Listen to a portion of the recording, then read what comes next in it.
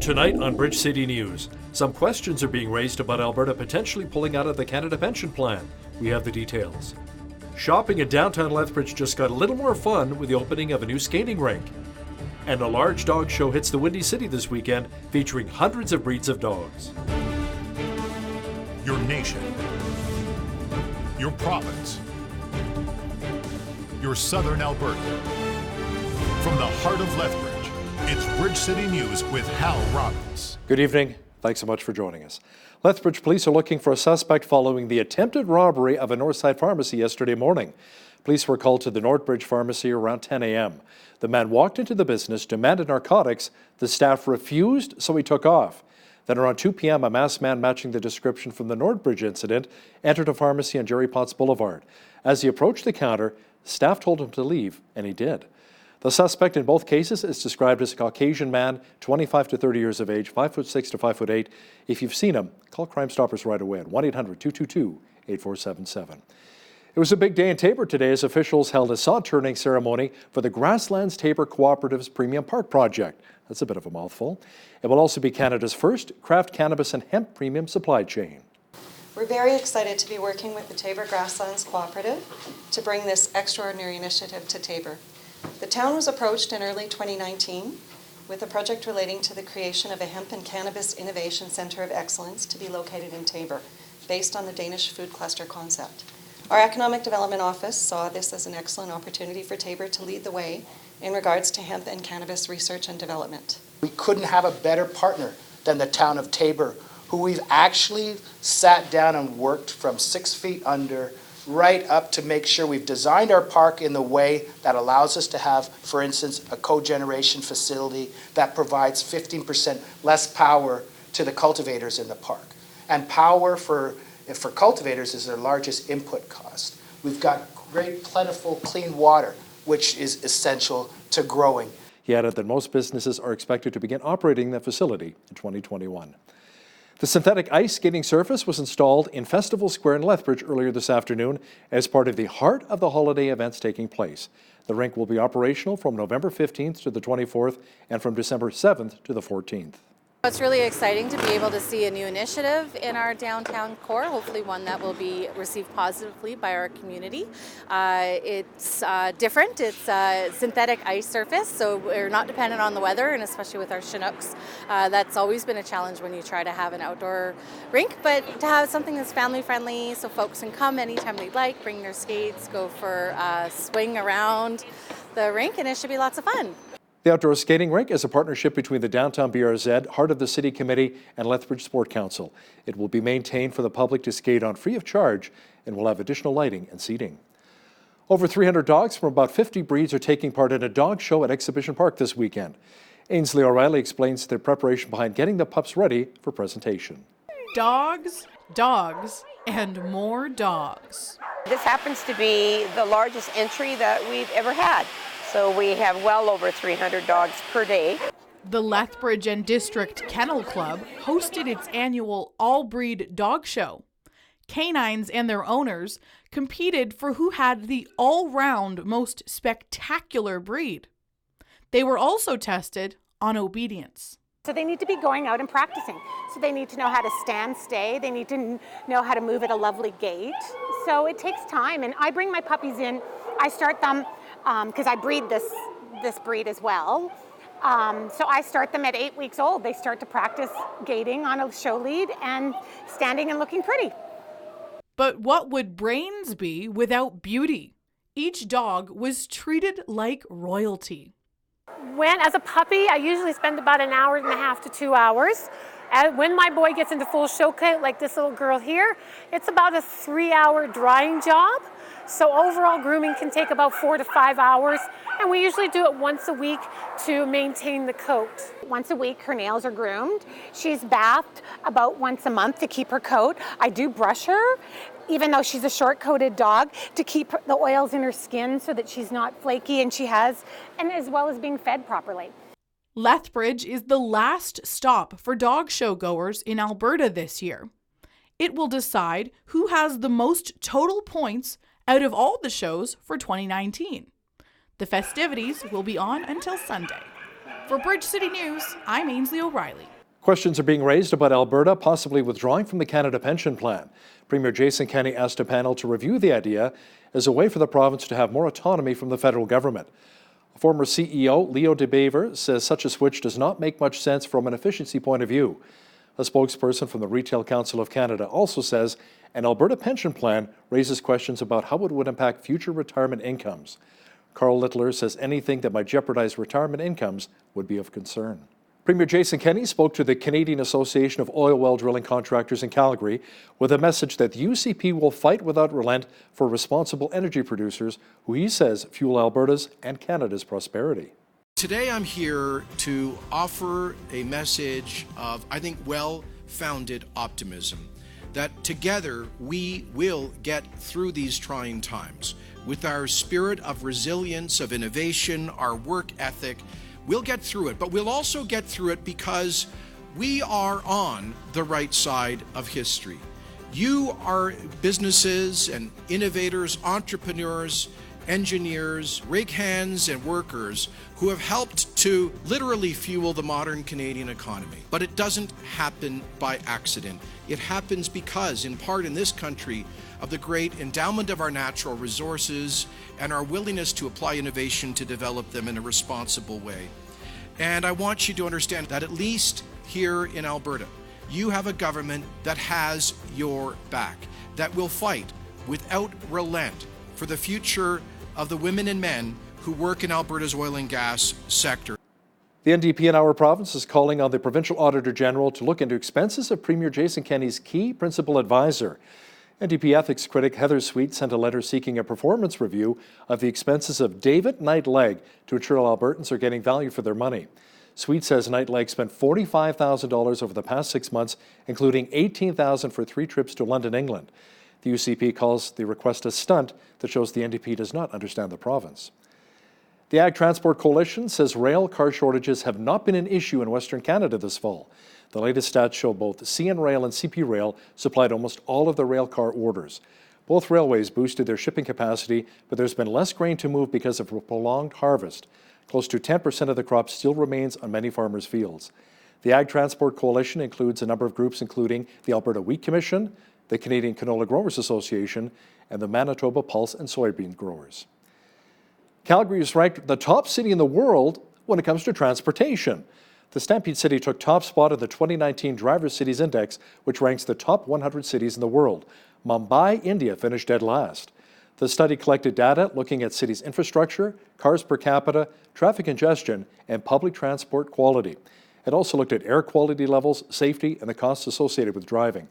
Other Canadian cities which made the list include Ottawa, which finished 3rd, Vancouver was 6th, Montreal 28th, and Toronto finished 51st. A former star with the Calgary Flames is taking aim at comments made about hockey by a co-host on the Canadian daytime talk show called The Social. Theo Fleury says Jessica Allen was offside when she said hockey players tended to be white boys who were often bullies with parents able to spend a lot of money. Fleury, who was abused by his former coach Graham James, says hockey saved his life, and the fact that Allen still has a job shows accountability is only for right-wingers. CTV and Allen later apologized. Allen said her comments made about Don Cherry's firing were really about her own experiences with certain players. Calgary Flames defenseman TJ Brodie is back home resting after collapsing in practice and taken to the hospital on a stretcher yesterday. The team said the 29-year-old was standing near the blue line when he collapsed and began convulsing. Team medical staff rushed to his aid when the ambulance was called. When EMS arrived, Brodie was alert and moving his extremities. He was sitting upright on the stretcher when he was wheeled off the ice. The team is getting set to leave for a 2-game road trip with a first stop in Arizona tomorrow at 2 p.m. The BC government introduced a 10-point plan to protect youth from health risks of vaping. That will include reducing nicotine content in vapor products, increasing taxes on vaping products, and supporting youth-led anti-vaping campaigns. We're taking action in British Columbia. We don't expect to be taking action alone. We are optimistic and hopeful that the federal government will be taking action soon as well to bring it in within their jurisdiction to support and enhance what we are doing in British Columbia. This is a 10-point plan based on the evidence, based on the hard work of the health authorities, of our supporting groups, of the staff of the Ministry of Health, who have reached out to people over the last number of days and weeks and months and year. I'll be introducing legislation this month and the next week on a new tax rate for vaping products. If passed, this legislation would increase the provincial sales tax, the PST rate, that's applied on vaping products from 7% to 20%. New Brunswick wants a single private operator to take over the government's operation, distribution, and sales of recreational cannabis in the province. The province's Finance Minister, Ernie Steeves, says the government believes the best approach is to turn to the private sector. Everybody has their own lens to look at things, right? Public safety looks at it through their lens, social development through theirs, health through theirs. I work in finance, so my lens is through the dollar. And this was the best way to stop losing money at this point. We're responsible for the taxpayers' money. We have to be prudent with it, and this was the best way to stop losing money is what we saw and stop the bleeding. An update now from a story we had yesterday in which a student pulled a gun from his backpack and opened fire at a high school in Southern California. The student ended up killing 2 students, wounding 3 others, before shooting himself in the head, all on his 16th birthday. Within approximately 16 seconds, it was over, and the gun was not displayed before that. From the time that he withdrew the handgun from his backpack to the time that he was on the ground with a gunshot wound to his head was about 16 seconds. People who were the victims were all waiting for second period to start. So they were just like waiting for their class to start. It was almost as if that's why they were outside in the quad area. It was almost as if it were to happen at like a brunch or lunch, but there was just less people. But like people were just waiting for their class to start. It wasn't like everyone was in a classroom necessarily. Our thoughts and prayers, our condolences to all the victims' families, first and foremost. And I want to reassure all the parents of their kids that go to school here in Saugus that we have their safety at heart. It's our #1 priority. Our deputies answered the call and they went towards the gunfire as everybody was running away from it, and that's what they're paid to do, and they did their job willingly. Their own kids are in that school, so you can imagine their concern. Former U.S. Ambassador to Ukraine, Marie Yovanovitch, opened the second day of impeachment hearings against U.S. President Donald Trump. She says her abrupt removal played into the hands of shady interests with dangerous intentions toward the United States. Do you swear or affirm that the testimony you're about to give is the truth, the whole truth, and nothing but the truth, so help you God? Let the record show that the witness has answered in the affirmative. After being asked by the Undersecretary of State for Political Affairs in early March 2019 to extend my tour until 2020, the smear campaign against me entered a new public phase in the United States. In the wake of the negative press, State Department officials suggested an earlier departure, and we agreed upon July 2019. I was then abruptly told, just weeks later in late April, to come back to Washington from Ukraine on the next plane. Unfortunately, as the past couple of months have underlined, not all Ukrainians embraced our anti-corruption work. Thus, perhaps it was not surprising that when our anti-corruption efforts got in the way of a desire for profit or power, Ukrainians who preferred to play by the old corrupt rules sought to remove me. Around 18 tons worth of relief supplies landed in Syria recently to aid displaced Syrians. Samaritan's Purse has been providing water and winter clothes for displaced Syrian families as the colder temperatures have arrived in the war-torn country.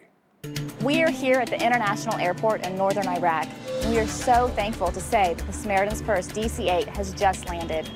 The plane is loaded with winter coats, jackets, pants, shoes, winter boots, water filters, and tarps. And it comes at a really vital time because we've seen as many as 15,000 people that have had to flee the violence in northeast Syria. These people, men, women, and children, most of them had to leave with nothing, a lot of them with just the clothes that they were wearing. Now that they've crossed into the border, our team is going to be able to respond to these hurt and broken people in the name of Jesus and give them these items that will help make this very difficult winter ahead a little bit easier for them. We ask that you would join us in praying for Syria, that you would join us in praying that the Lord would bring peace to this place. It was on this day that the anti-Vietnam War protesters gathered in Washington. Joey Buttafuoco gets jail time, and actor Sam Waterston was born. This is Today in History for November the 15th.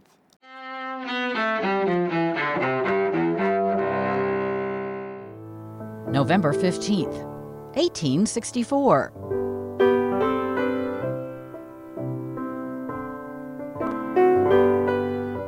During the American Civil War, Union General William T. Sherman and his troops begin their march to the sea. Their devastating campaign from Atlanta to Savannah, Georgia, strikes at the heart of the Confederacy. 1806. In the Rocky Mountains of present-day Colorado, explorer Zebulon Pike spots the mountaintop, now known as Pikes Peak. 1777. During the American Revolution, the Continental Congress approves the Articles of Confederation. The document governs the 13 states until the U.S. Constitution takes effect in the following decade. 1969. In Washington, D.C., 250,000 protesters stage a peaceful demonstration against the Vietnam War. 1993. A judge on New York's Long Island sentences Joey Buttafuoco to 6 months in jail.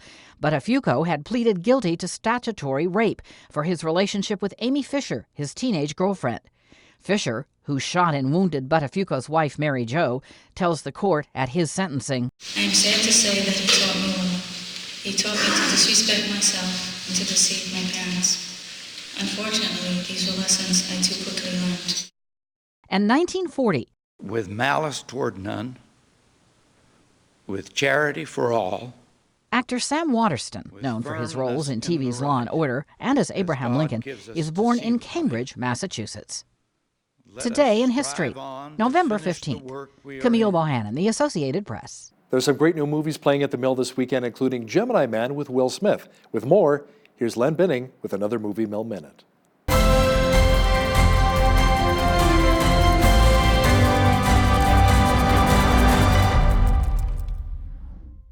The worldwide phenomena Downton Abbey has been made into a motion picture. This time around, the Crowleys and their staff are preparing for an amazing event, a visit by the King and Queen of England. I want every surface to gleam and sparkle. A royal luncheon, a parade, and a dinner. I'm going to have to sit down. How's it all going? Mary's got it under control. Hardly. Black and Blue is a crime drama starring a young rookie police officer who accidentally records the murder of a young drug dealer.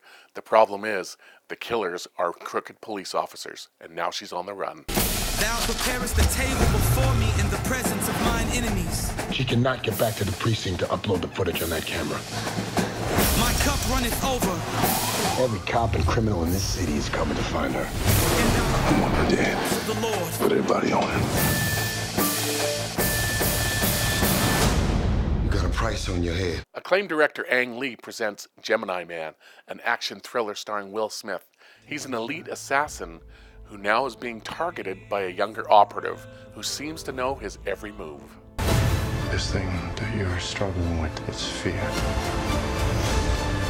Embrace it and then overcome it.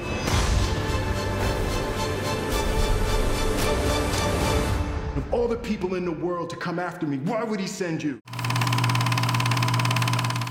We had clouds mixed with sunshine again today and hit double-digit temperatures once again, but some moisture is on the way for this weekend. Complete weather details are coming up. Not much snow left with all of the warm temperatures we've had lately in southwestern Alberta. Tonight, there's a chance of rain developing, however, with a low near 2 degrees. Tomorrow, showers off and on with a high near 8. Sunday, the rain cloud should clear out and we should get up to 13 degrees.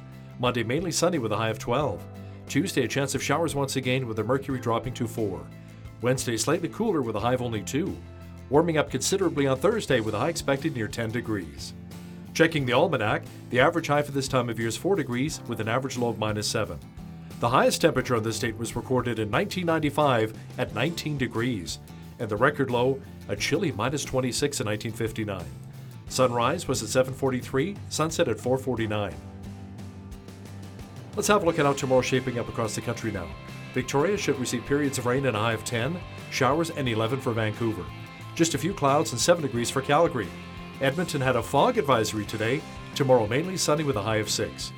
Rain mixed with snow and a high of only 2 degrees in Regina. Periods of light snow with rain as well in Saskatoon and a high of 1. Overcast and 4 is on tap for Winnipeg on Saturday. Expect more snow and a high of only -3 for Toronto. Mainly sunny and -6 in Ottawa.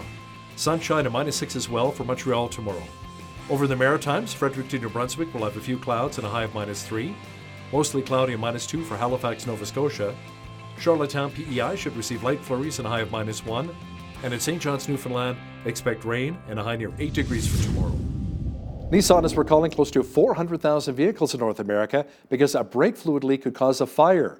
The recall covers the Nissan Murano from 2015 through 2018 and Maxima sedans from 2016 through 2018. Also included are the Infiniti QX60 and Nissan Pathfinder SUVs from 2017 through 2019.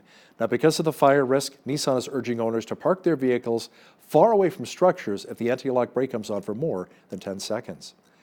Prime Minister Justin Trudeau made headlines recently by saying that he may be open to changing Bill C-69, or as Premier Jason Kenney refers to it, the No More Pipelines Bill. Our parliamentary reporter Ray Fillion says if we think there'll actually be some major changes to the bill, to not hold our collective breaths. But I got to tell you, someone who's been covering Justin Trudeau as Prime Minister for 4 years now, he tends to always say that. Whenever we ask him, are you open to do this? Are you open to change that? His answer is always the same. If people have suggestions, I'm willing to listen to them. But in the end, they almost never change. So what I'm saying to those people across Canada who didn't like Bill C-69, don't hold your breath. I personally don't think it's going to change. Ray Fillion will also talk about a conversation between Trudeau and Saskatchewan Premier Scott Moe and how it didn't go very well. That's coming up after business news. The Canadian Real Estate Association says residential home sales and the national average selling price both went up last month. It says home sales were up 12.9% over the same month last year. The group says activity is now 20% above the 6-year low reached in February, but remains 7% below highs reached in 2016 and 2017. The national average selling price climbed 5.8% from a year ago to about $525,000. Now, if you exclude Toronto and Vancouver, that falls to around $400,000. Amazon is protesting the Pentagon's decision to award a $10 billion cloud computing contract to Microsoft, citing unmistakable bias. Amazon's competitive bid for the War Cloud project drew criticism from U.S. President Trump and its business rivals. The project pitted leading tech titans Microsoft, Amazon, Oracle, and IBM all against one another. Now, here's a look at today's markets.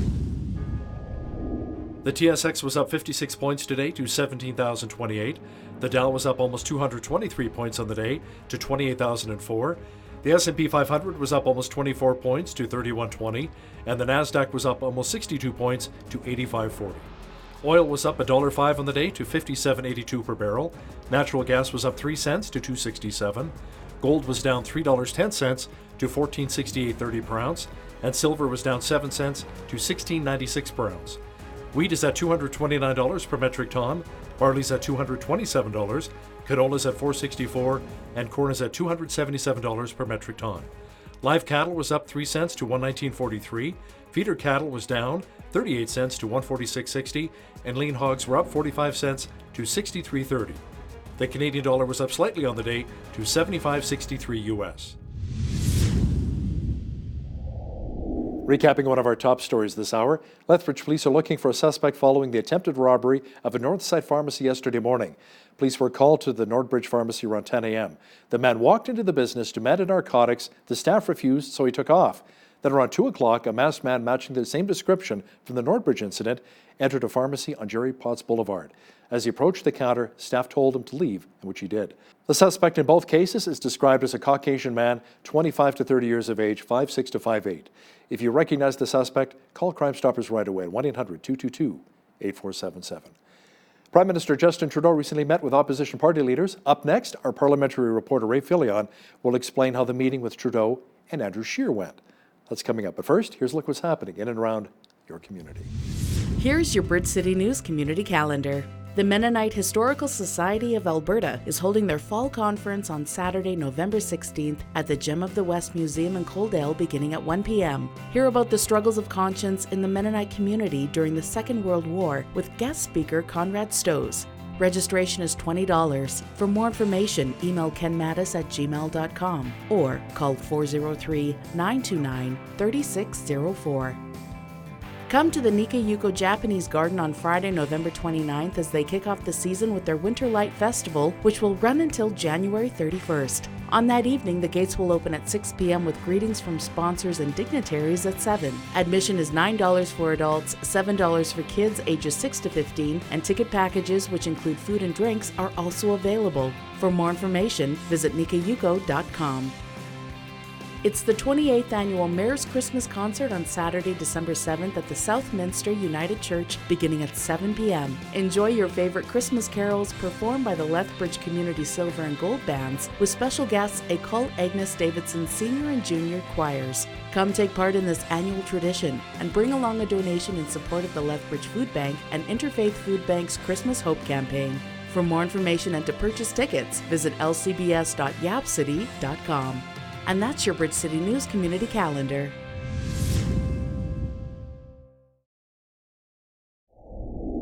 They've been off for a while, but next month they'll be back. The new House of Commons will sit on December the 5th.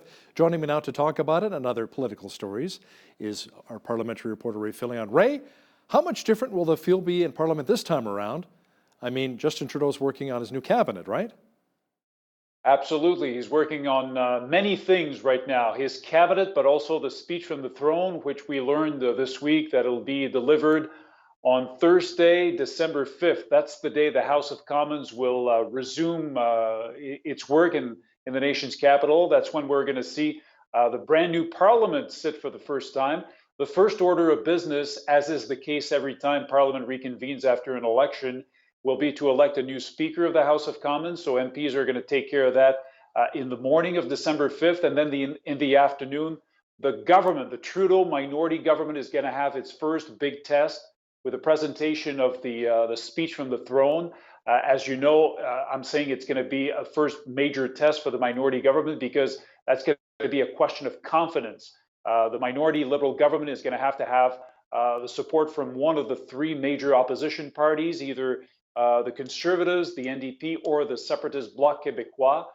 Otherwise, we could be in an election again. The government might fall, but no one here thinks that's going to happen. Right, Prime Minister Justin Trudeau held meetings with each opposition party leader this week. Was there much of a reconciliation between the leaders, including Scheer and Trudeau?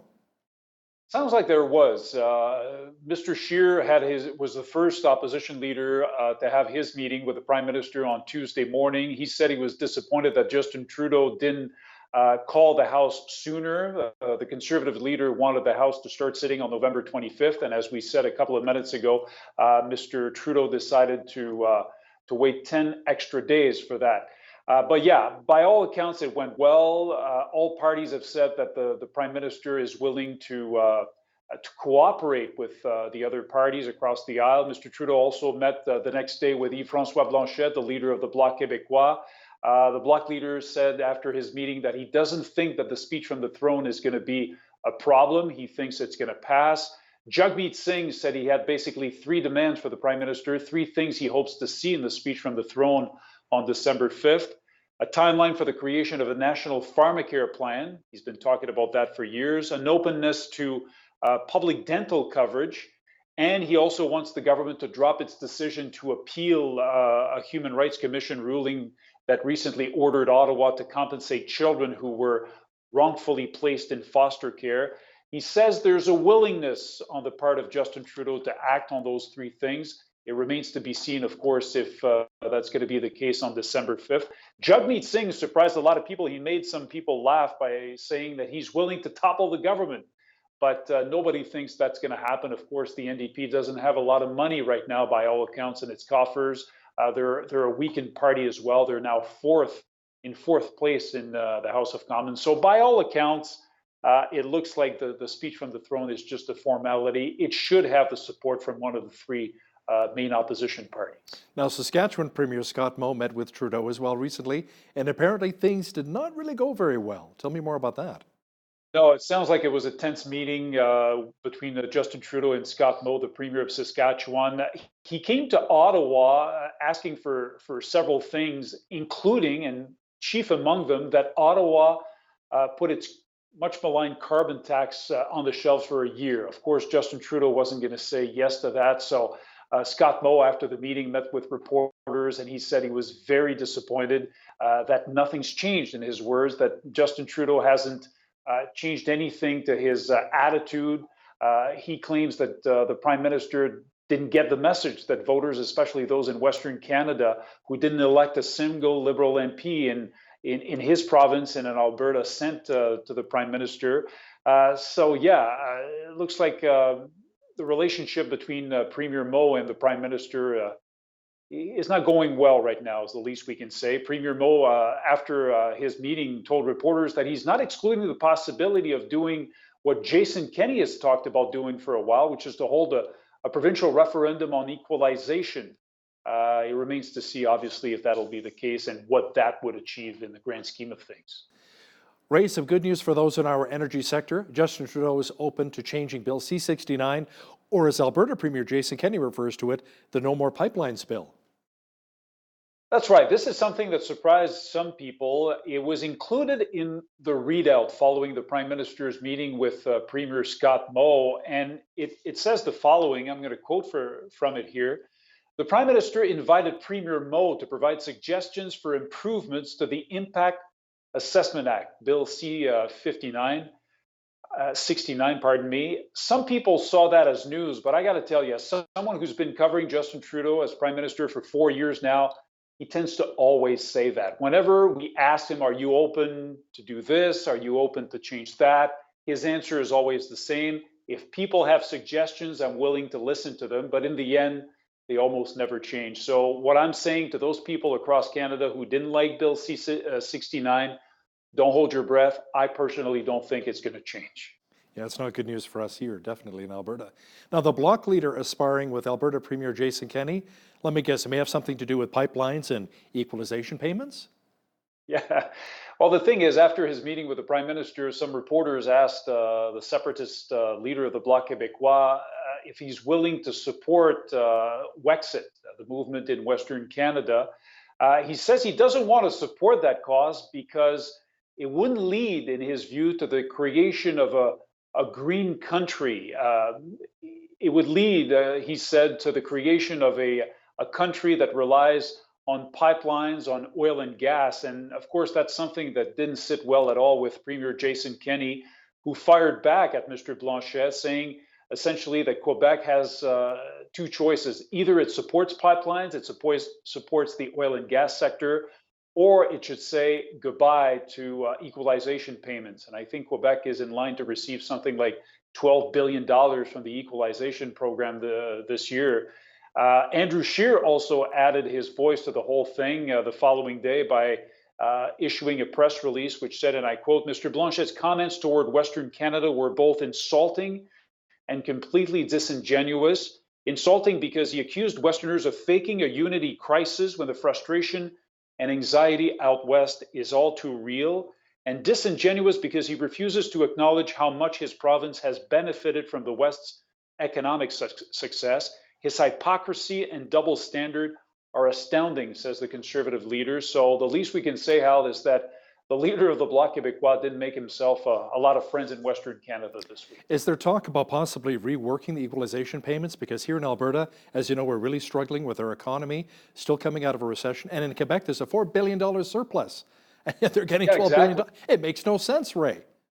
A lot of people say it doesn't make any sense given the fact that things have changed over in recent years. You know, the Alberta economy used to do super well. In Quebec, not so much. Now it's the other way around. So a lot of people are calling for the equalization program to be rethought, reworked. But the Prime Minister was clear over the past few months. The formula that was negotiated is here to stay until 2024. So no changes in that regard, I'm afraid. You know, that is really adding to a lot of the divisions growing here in Canada, especially the regional divisions. Tell me more about that. Yeah, there was a poll, the results of which were published by the Globe and Mail earlier this week. It's an Environics Institute poll that showed big differences between attitudes between Alberta and Quebec. Most people in Alberta saying the economy is priority number one, whereas in Quebec, where the economy is doing well, as I just said, the priority should be climate change and the environment. 25% of people in Quebec say they're concerned about finding or keeping a full-time job. In Alberta, 58% of respondents said they hold that view. So you see big regional differences here. Overall, across Canada, 24% of Canadians said the most important issue for them is climate change. 14% said it's the economy. And you know what? I mean, if you don't have a job, you can't feed your family, you can't do anything, you can't even help with climate change initiatives. So yeah, you need money to live. So I can understand where a lot of Albertans, my fellow Albertans, are coming from. Now, the race for the Speaker of the House is on, Ray. Is former Green Party leader Elizabeth May in the running? She expressed a little bit of interest there. Not this time around. She said she might be a candidate after the next federal election if she's reelected, of course. No, this time around, Jeff Reagan, who has been a speaker for the past 4 years, is going to offer again. What's interesting is to be a candidate, you don't have to put your name in a hat. You have to withdraw your name. So every single MP, all 338 of them, will be a candidate until they decide to withdraw their names. What we're hearing is that, Canadian Press reported this week that aside from outgoing Speaker Jeff Reagan, 3 other MPs, all from Ontario, might be interested. Bruce Stanton, who is a Conservative member of Parliament, Anthony Rota, a Liberal MP from Northern Ontario, and Carol Hughes, a New Democrat, who also hails from Ontario. Usually, I got to say, when we have a minority parliament, MPs tend to prefer continuity. They like experience. So chances are good for Speaker Reagan to retain his job. And by the way, being Speaker of the House of Commons comes, Hal, with some interesting perks. A salary of about $255,000 a year. Wow. A villa in the Gatineau Hills, which is known as the farm, and also a private apartment next to Parliament. So yeah, interesting job, demanding job, a lot of pressure, but also some interesting perks. Wait a minute, how much was, so Andrew Scheer was making that kind of coin before he became leader of the Federal Conservatives? Yep, $255,000 a year. Yep, he was Speaker of the House before becoming. That's right. So what is he making now in comparison, like salary-wise? Good question. I'd have to check that. I wonder if he took a pay cut. Former Governor General David Johnston is proposing a new debate format for the next election. Yeah, the former Governor General, as you know, Hal, was the chairman of the Federal Commission that was tasked with organizing 2 debates in the last election campaign, one in English, one in French. There was a lot of criticism after the debate in English because a lot of people thought that there were too many people on stage, 6 candidates, 6 party leaders, and also 5 moderators. So former Gigi Johnston said that future debates could be better if there were more of them, but featuring fewer leaders. He said that maybe we should focus on the main contenders, but obviously that's going to give way to a major debate. Where do you draw the line? Who should be in? Should the Green Party be allowed to take part in those debates? Don't forget, Maxime Bernier's party, the PPC, the People's Party of Canada, went to court to be included, to win the right to be included in those 2 debates that the commission organized. So here we go again. The debate about the leaders' debates is on once again. Ray, has there been any talk of Maxime Bernier possibly shutting down the People's Party of Canada? I mean, he didn't win a seat. None of his candidates did in the last election. There was a lot of speculation since the election that he was going to do just that, but he issued a letter to his supporters earlier this week saying he wants to continue. So it looks like the PPC is here to stay out. Wow. Now, a big story still being talked around the water coolers was Sportsnet firing Don Cherry after he said, "You people," in his poppy rant on Hockey Night in Canada. And Ray, apparently Mr. Cherry didn't find much support on Parliament Hill. No, I tried to ask the Prime Minister. I tried to ask Justin Trudeau about it, but he wouldn't comment, although the Prime Minister did retweet some of the comments that were tweeted out by some of his MPs and cabinet ministers, including Harjit Sajjan, the Minister of National Defense, who said, Don Cherry made comments that are wrong in describing Canadians' remembrance of our veterans. His remarks don't recognize the contribution of Canada's diverse communities. I hope we can turn this into a moment where we can learn about all who have served, wrote Mr. Sajjan.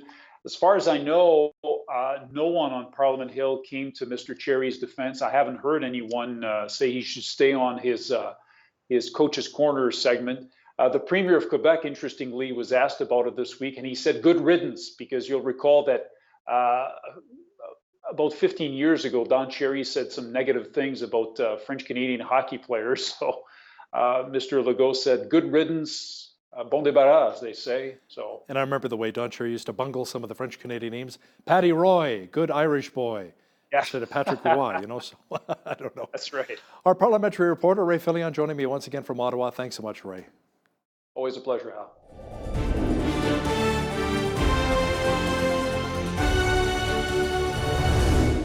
We live in some very interesting times. The world has more millionaires than ever before, and yet a lot of the world's population lives on less than $10 a day.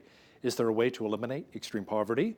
Our guest today may have some ideas. Alison Alley is the new president and CEO of Compassion Canada, joining me today from London, Ontario. Alison, welcome to Bridge City News. Thanks, Hal. It's great to be with you. Now, you've been with Compassion Canada since 2012 and now becoming president at a fairly young age. Do you feel any of the pressure? Well, I will tell you, I feel immense privilege to be stepping in as the fourth president and CEO of this organization. And as you said, I'm thankful that I've been here for quite a while. I know the staff. I love this ministry. And so I feel a sense of not only privilege, but confidence and peace in the calling that I have to this ministry and in the commitment and support of our staff. Now, where did your passion begin for ministry and to really help those in need? Yeah, well, my story began as a young adult. I engaged in a program called Youth with a Mission and was able to spend time teaching English in Chiang Mai, Thailand. And it was there, as you could imagine, that I was confronted with not just poverty, but child mortality, child labor. And so I left that time with a pretty significant burden for kids living in poverty and a sense that God was calling me into ministry. That would sit on the back burner of my life for about a decade until I had my own kids. I have two beautiful daughters, and it was the realization that they were afforded certain opportunities because of the privileged life that they were born into that re-engaged my heart and mind in this. So, Alison, for viewers not really familiar with Compassion Canada, what is it all about? Yeah, Compassion is a global child development organization that exists to end poverty in the lives of kids and their families. So we partner exclusively with local churches. We have over 8,000 church partners now in 25 countries. Yeah, so we can holistically develop over 2 million kids. And for us, that means helping kids to develop healthy minds, healthy bodies, healthy relationships, while also discovering God's love for them. So what is your vision for Compassion Canada? Will things change a little under your leadership? Well, things that won't change is the fact that we are a child-focused organization. We're a Christ-centered organization, and we will continue to be a church-based organization. And as I said, we serve 2 million kids living in poverty, which is remarkable how God has used this organization. But there are still 1 billion kids living in poverty. And so as we look to this next era as an organization, we're committed to working towards a world where every child can be afforded the opportunity to live a life free from poverty. We're pretty passionate also about engaging every Christ follower, not just across Canada, but around the world, in joining God in advancing his mission of justice and compassion. And through it all, we hope to see God change every life through the process. That compassion would not just be a bridge with the exchange of resources between, Canada and other countries, but we can be used to exchange relationship, where, as I said, lives can be impacted here at home and around the world. So how would you really define poverty and talk about its severe impact on people today? Well, the World Bank would define poverty as far as the pronounced deprivation of well-being, which tends to be measured in economic terms. So they would say if you live on $1.90 or less a day, you live in extreme poverty. At Compassion, we define poverty to include the denial of opportunities, the deficiency of internal assets that might prevent someone from realizing their basic God-given potential. But I think what's interesting is if you ask those experiencing poverty, they tend to describe it in more psychological terms. They'll say that they feel excluded from society, belonging or dignity or freedom or choice. And so poverty ultimately can tell people that they don't matter, they're not seen, they're not valued, that nothing's going to change for them. So how many children would you say in the world today are currently living in poverty? Yeah, so as far as extreme poverty, there would be close to 400 million children still living in extreme poverty. Wow. That's incredible. That is amazing. Now, to battle and end poverty, that's been going on for quite a number of years right now. Why is it so difficult to eliminate poverty? Really good question. I think first it's important to understand that we have seen marked progress towards ending poverty in our lifetime. So in 1990, about 36% of the world's population lived in extreme poverty. Fast forward to today, and that number is under 10%. So again, remarkable progress has been made. As far as why we haven't combated it, it's a very complex topic.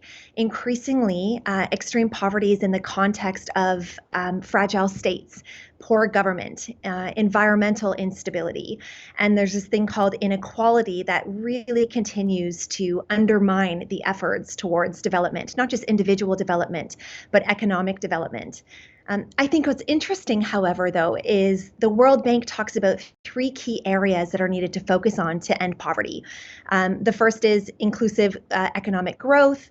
The second is resilience to global shocks. But the third, and what's interesting to us at Compassion, is the investment in human capacity. And particularly, they talk about the importance of investing in kids when they're young, giving them an opportunity to go to school, to be healthy, to be strong, and to be contributing members of their communities and society. We see the symptoms, Allison. We read the newspapers, and then we tend to really treat the symptoms rather than the roots of the problem. What is at the root? Well, ultimately, we know that God created a world where poverty didn't exist. There was no spiritual, physical, or material poverty. But when sin entered the world, things got broken, messed up. Our relationship with God was broken. Our understanding of ourself and our own identity was broken. Our relationship with people around us was broken, and even with the created world. And so that brokenness is really the root of poverty. And what we know to be true is that broken people in broken relationships tend to build broken systems where things like extreme poverty and systemic injustice can exist. There are a lot of organizations around the world that do great work in caring for the basic needs of the poor, a lot of great Christian organizations, but you believe it's also important to care for people when it comes to their spiritual walk as well, the spiritual aspect of their lives. Why is that so important? Well, I mean, if we understand the root of the brokenness we see in this world in the way that I just described it, then we as Christians understand that ultimately Jesus is the solution to much of this brokenness, that he is the one that will reconcile and restore all that is broken and all that has been lost. As Christ followers, we know as well that he has given us the Great Commission, the calling to make disciples. And he's also given us the Great Commandment, which is why as an organization, we really recognize the need to, we would say, have the mutuality of evangelism and social action held in balance as an organization. So we care not just for the spiritual needs, but we keep that core, but also for the physical and social needs. So let's talk a bit about the Compassion Canada model for helping the poor. Explain how you really work internationally and locally with community churches. Yeah, so when we say we partner exclusively with local churches, people are often surprised when they're able to travel and see our ministry firsthand, because the church really is the hero. The church really is the one that is reaching out to their local community. And so theologically, we believe as Christians that God has chosen the church as his primary agent to be advancing lasting hope and healing in our world. But we also know as an organization that the church has the capacity, the proximity to the need, the credibility in the community that they live in, and they are then uniquely positioned to be able to know and see and meet the needs of their own communities.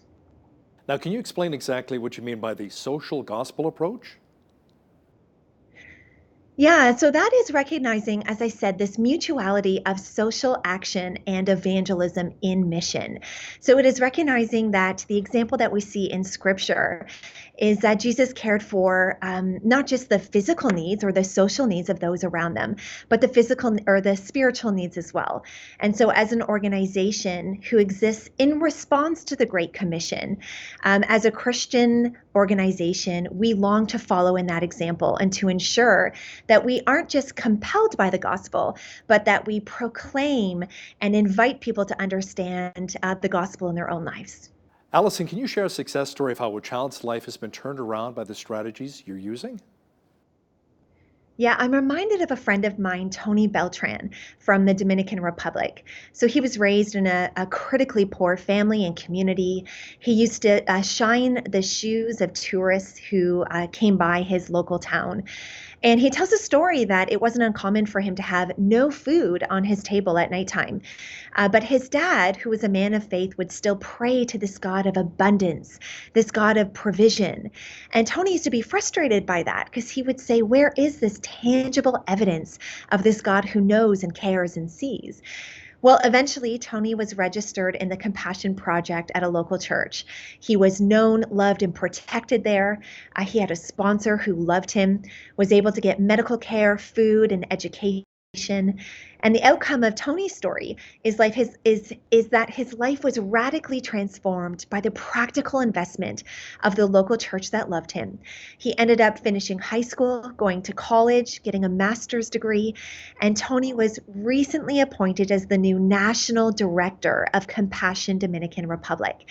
So he has a full circle story now where he's able to partner with hundreds of churches in his country to help hundreds of other kids just like him be able to see their lives changed. Oh, what a great success story. Now, does Compassion Canada use microloans to help people establish their own businesses? Compassion does not, but what we do is we focus on building economic self-sufficiency. So we help kids get mentorship, go to school, get vocational training, skills training in ways that allows them to ensure that they are set up for long-term work and employment. But in addition to that, we also work with their families, and we partner with other organizations that help us create savings programs for their parents and other families and churches. And these savings programs are not based on external cash infusions, but instead are based on neighbors coming together to grow in their understanding of stewardship and savings principles and business principles, and allows them to really leverage what they have, their own knowledge, their own assets in their community in ways that they can work together to start businesses and to support one another. So Allison, what do you say to someone at home who's watching this right now and they want to get involved in reaching a needy child? What can they do? Well, first, I would say to take one step forward. The need can seem overwhelming, and God doesn't call us to do everything, but He does call us to do something. And I have seen firsthand, I've traveled to over 15 countries that Compassion works in, to see the tangible impact that saying yes to one child can make in their life. So I would say to choose to make one decision to impact one child. You know, I know a lot of people have concerns over whether or not the organization they're donating to is using their funds properly and not going for administrative costs all the time. Any advice on how to choose a charity that is accountable and honest? It's important to really ask the question, is the charity that I'm supporting resulting in meaningful change? You know, there's an increasing body of work out there that says, talk about the impact, look for the impact your dollars are making, instead of just looking at fundraising or admin costs. And yet, Compassion is leading in both of those regards. We were recently declared to be one of the top 100 charities in Canada by Maclean's magazine based on financial transparency and accountability. But we are also the only child sponsorship organization that has independent academic research that shows our long-term effectiveness. So kids in our program are more likely to stay in school, to get white-collared and professional jobs, and to be leaders in their communities and in their churches. Allison Alley, new president and CEO of Compassion Canada, thanks a lot for joining me today from London, Ontario. Thanks so much, Hal. On behalf of all of us here at Bridge City News, I'm Hal Roberts. God bless. Thanks for watching.